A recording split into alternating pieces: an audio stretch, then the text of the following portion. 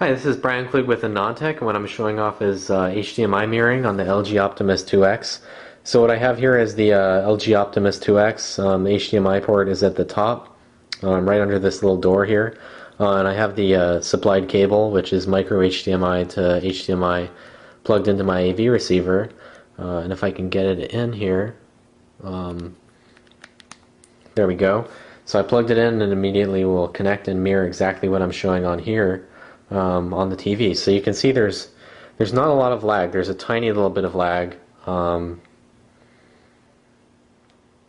can see it's almost imperceptible. It's really only noticeable if you're holding the phone somewhere where you can look at the TV and the phone at the same time, which is pretty hard. Generally, if you're typing or interacting with the phone, it makes more sense to actually look at the phone, especially if you're, doing stuff with touch events. So anyways, one of the cool things is that when you go into landscape, so I'm going to rotate right here, when it auto-rotates, the display actually fills the TV appropriately. So obviously it's 1080p.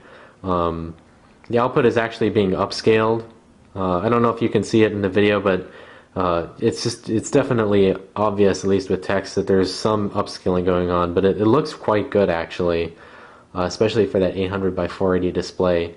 And there's no real slowdown. This is kind of how, at least that I can tell, subjectively, how the phone always feels. So you can browse around and do basically everything you would do on the phone normally, and just get a second display that's huge. So let's see. Click on this.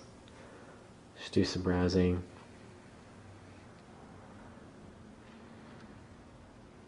Obviously everything works just like it used to on Android. Just a huge display. So I mean, one of the other cool things is you can actually play media back over HDMI, like music. Let's find some music.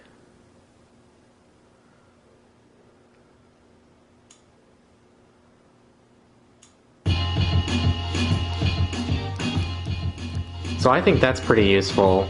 I remember this being kind of a challenge to get working on the Droid X. You basically had to do something to get the HDMI connection working, sort of in a context where it was supported, and then play media back, and then you really couldn't do anything. So at least on here you can just keep going. I guess browse the web listening to music, or just do whatever you'd normally be doing if you want to check your email on a huge screen. Etc. So what else is there that's cool? Obviously you could look at photos. Let's go back.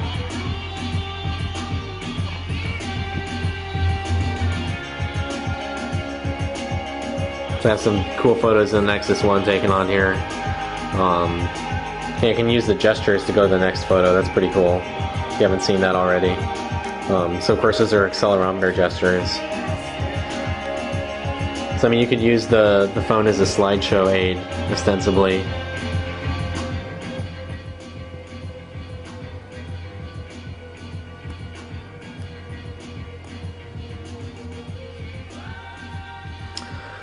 So of course in settings you can actually change the resolution over HDMI. So there's the setting up at the top, resolution. And then if we come in here, you can change it from automatic, 1080, 720, 480, etc. So if you change it to 1080, which is what we're at now, nothing really changes. But I mean, you can show 720p just for fun. So yeah, around 720p. No, we're back on auto. So I mean, the connection is pretty fast. That's probably more my AV receiver than the phone. If we stop playback, and then we can try some media. So I'm going to open up some. I have different videos encoded. I have transcoded Man on Fire to 1080p baseline, which plays back without any drop frames. So what it's showing right here is I've already played it, and it's asking me, do I want to resume playing from the existing point? So I'll just say start over. So what you get is on this phone, it will show showing on second display.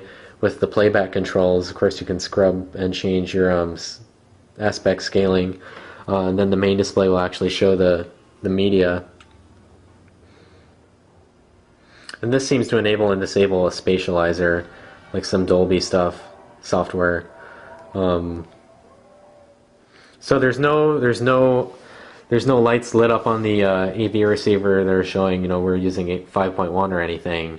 But still, this is pretty impressive that you're able to do this. And that could also just be the way I encoded it. I haven't actually explored yet.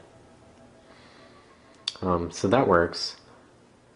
If we come back out, oops, no, I don't want to play anymore.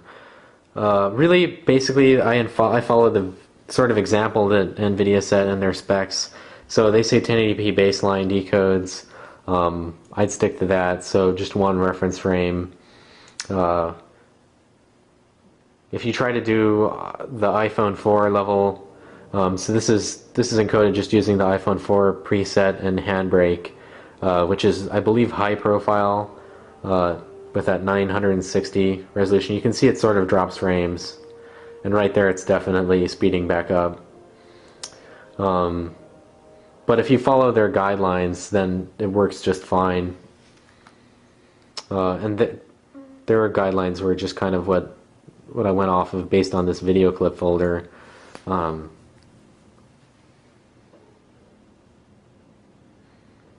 It's asking me again whether I want to resume playing. So I mean, it's just basically an NVIDIA video. So what else is there to show that's cool? Of course, you can play Angry Birds at 1080p on a display. You don't have to wait for it to come out on console. You can just do it. And this works really well. Of course, it's hard to play actually looking at the TV because obviously you can't really see where your fingers are. So it'd be nice to see, sort of what Palm used to do with their WebOS demos and show a little circle where your finger is. But unfortunately, there's no such thing yet on here. So I mean, although you can do it, it's not really tailored exactly for playing on a TV yet. But I mean, it looks good. But I mean, you can also sort of see the little flaws in what textures they're using at high resolution and where anti-aliasing is. But I mean, these things are going to change and get better, obviously. I immensely dislike this level, by the way. Anyhow, there's other games too we could show.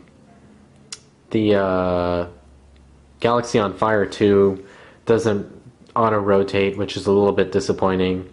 But of course, this still isn't really released yet, and it could just be an implementation problem. I mean, obviously stuff is going to get better as people get this in their hands and start doing more testing. What else could we show? Basically everything you can do on the phone, you can do on here. And that's pretty sweet, especially if you're going to use this as like a presentation aid with, say, PDFs. That makes a lot of sense.